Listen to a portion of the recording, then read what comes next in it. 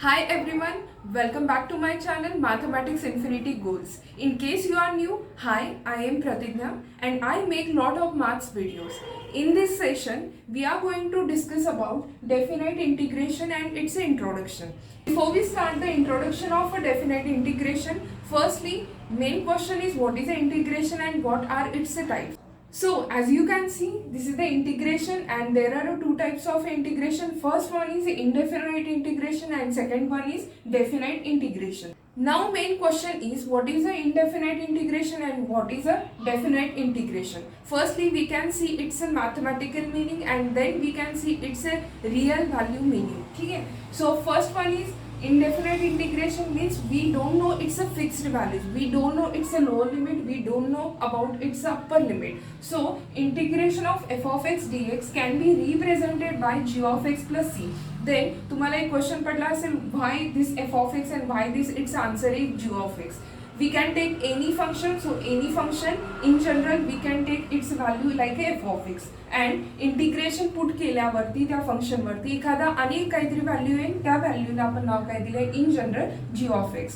So इथे आपल्याला lower limit we don't know about it's a lower limit and similarly we don't know about it's upper limit. So anything ह्याची value जर आली तर त्याची value आपल्याला फिक्स माहिती नसल्यामुळे इथे आपण यूज केलेला आहे सी. हा सी म्हणजेच काय रिप्रेझेंट करतोय आर्बिट्ररी कॉन्स्टंट. हा पॉझिटिव्ह असेल, निगेटिव्ह असेल, झिरो असेल, anything.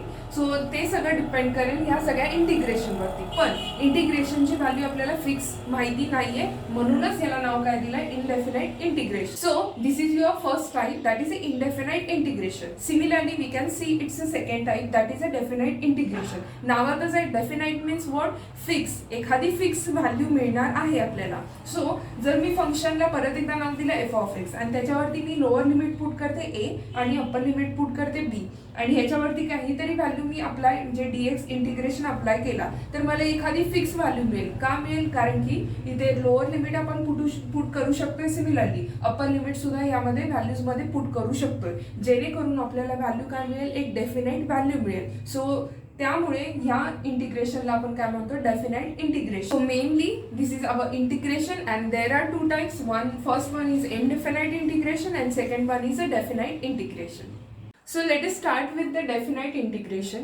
Actually there are two methods to solve examples of a definite integration. First method is by limit of a sum and second method is by fundamental theorem of integral calculus. So let us start with the first type, that is by limit of the sum. So in this method we are going to see this method by graphically. Here this is our x-axis and this is our y-axis. Now main question is what is a definite integration, जे वरती तुम्ही define करून घेतलाय. Definite integration म्हणजेच काय, integration from a to b f of x dx. ठीक आहे. So ही जी व्हॅल्यू आहे ती आपण ग्राफिकली रिप्रेझेंट करून घेऊया. So function f of x we can draw such like a curve. So y equal to f of x साठी मी हा कर्व कन्सिडर करून घेतलेला आहे and here we have a lower limit that is a. So a that means this is my x is equal to a, this is my lower limit and here we have a upper limit as a b. So we can take this as a x is equal to b is my upper limit. and what is the integration? Integration find करताय म्हणजेच काय, एखादा area find करताय आणि इथे आपल्याला lower limit आणि upper limit आहे म्हणजेच आपण डेफिनेट इंटिग्रेशन फाइंड करतोय. म्हणजेच या रिजनचा पूर्ण आपण काय फाइंड करणार आहे, एरिया फाइंड करतोय वन बाय वन. सो पहिला मेथड आपला चाललाय by limit of sum. So limit of sum म्हणजेच काय, ॲडिशन करायची आहे. ॲडिशन करण्यासाठी आपल्याकडे एक इंटरवल आहे. कुठून आहे, कमीत कमी माझा interval x is equal to a आहे आणि जास्तीत जास्त आपण कुठपर्यंत लाय करू शकतो बी पर्यंत आणि हा आपला रिजन आहे. याचाच आपल्याला एरिया फाइंड करायचा आहे by one method. Now to find the sum of this indefinite integration we are going to find sub intervals, that is this is my x equal to a and this is my x equal to b, that is my interval. आणि हा interval finite आहे because याचा lower limit मला माहिती आहे आणि upper limit सुद्धा मला माहिती आहे. So it is a finite interval. कात्री घेऊन या इंटरवलला कट केला. सो कट केल्यानंतर मला इंटरवलचे छोटे छोटे पार्ट्स मिळतील. त्या छोट्या पार्टला आपण काय म्हणतो, सब इंटरवल. हे सब इंटरवल सुद्धा काय असतील, फायनाइट. बिकॉज आपला मेन इंटरवल फायनाइट असेल तर त्याचे सब इंटरवल सुद्धा काय असणार आहेत, फायनाइटच असतील. सो पहिला इंटरवल आहे मेन आपण हे फाइंड करतोय म्हणजेच काय फाइंड करतोय एरिया. आता एरिया 1/1 सब इंटरवल वरती फाइंड करायचा आहे. सो त्यासाठी एक एक ऍडजस्टमेंट करायची. ती ऍडजस्टमेंट इज लाईक दॅट. हा जो काही डिस्टन्स आहे या डिस्टन्सला आपण नाव काय दिले स्मॉल एच. एचला आपण रिप्रेझेंट करतोय लिटिल इन्क्रीमेंट म्हणजे थोडासा इन्क्रीमेंट वाढवलेला portion. So this is nothing but h. जर here we have a x is equal to a that is lower limit. हा ए अप्लाय केला कर्व वरती. सो हा कर्व रिप्रेझेंट काय करतो this is my f of x. A जर या f of x वरती अप्लाय केला तर याची व्हॅल्यू काय रिप्रेझेंट करेल this is my f of a. Because x is equal to a जर मी इथे पुट केला तर f of x will be f of a. So ही जी काय रेंज आपल्याला मिळेल त्याची व्हॅल्यू किती असेल एफ ऑफ ए प्लस ही जी काय रेंज आहे पुढची त्यालाच आपण रिप्रेझेंट काय केलेलं आहे एच म्हणजे small increment. So here we are trying to find area of this first rectangle. So when we try to find area of first rectangle, we have to consider here rectangle. So rectangle is like this. इथून start होईल up to this point. वरचा portion आपण consider करू शकत नाही. जर consider केला तर रेक्टँगल राहणार नाहीये. So we have to omit this part. So after omitting first part, this part, we are going to find its area. That is, this is my length of f of a and this is my length of h, that is small increment. Therefore, area of first rectangle is like that, f of a into h. So area of first rectangle is h into f of a. Similarly, we can find area of second rectangle. For that purpose, we are going to consider it's a rectangle. So we have to consider rectangle, omit above portion. Now, if x is equal to a is this point and there is an increment like h, then this point will be what? A plus h, little increment in second point. So if this is a plus h point, then its a point on curve is like f of a plus h. काही केलेलं नाहीये, just x is equal to a plus h आपल्या curve मध्ये put केला. So हा point ही जी काय लेंथ आहे ती लेंथ काय रिप्रेझेंट करेल f of a plus h. So to find the area of second rectangle, that is this rectangle, that is this is my length f of a plus h and this is my length of h. If this is length of h, then this length is also h.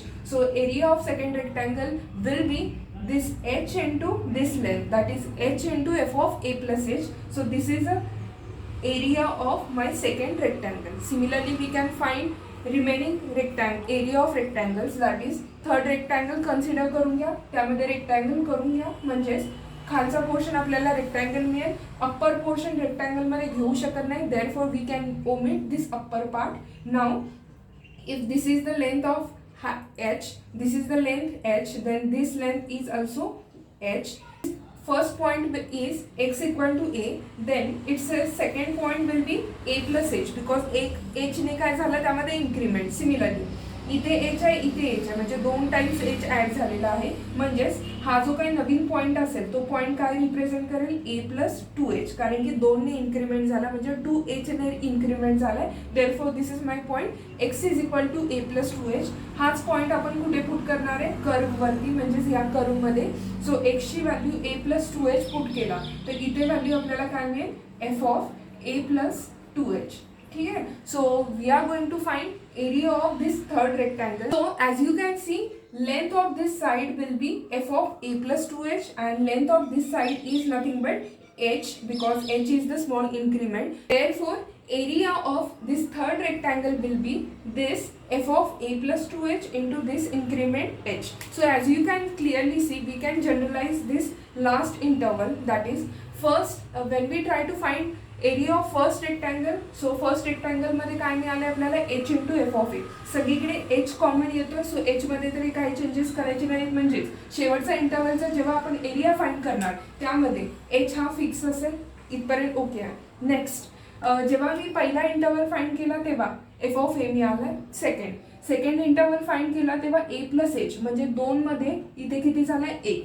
Third rectangle जेव्हा me find केला त्यावेळेला काय मिळालंय F of a plus 2h म्हणजे थर्डला काय झालंय 2 ने म्हणजे कमी झालाय 1 ने कमी झालाय. जर चौथा फाइंड करायचा असेल तर चौथ्या व्हॅल्यूला काय मिळेल एफ ऑफ ए प्लस 2च्या ऐवजी काय असणार आहे तर 3 म्हणजे चौथ्याला किती असणार आहे थर्ड. सो ए प्लस 3h. तसंच पाचव्यासाठी काय येणार आहे f of a plus 4h. सहाव्यासाठी ए प्लस 5h. सातव्यासाठी ए प्लस 6h. म्हणजे जर इंटरवल वाढत गेले तर त्याच्यामध्ये ही व्हॅल्यू काय असणार आहे, 1ने कमी होत जाईल. तसंच आपला इंटरवल कितीमध्ये आपण सब इंटरवल केलेले आहेत, n इंटरवल्समध्ये केला, म्हणजे हा शेवटचा n इंटरवल. मग जर इथे n असेल तर त्याची फंक्शनल व्हॅल्यू किती मिळेल, f of a plus n मधून 1 काढा, that is n-1 into this h.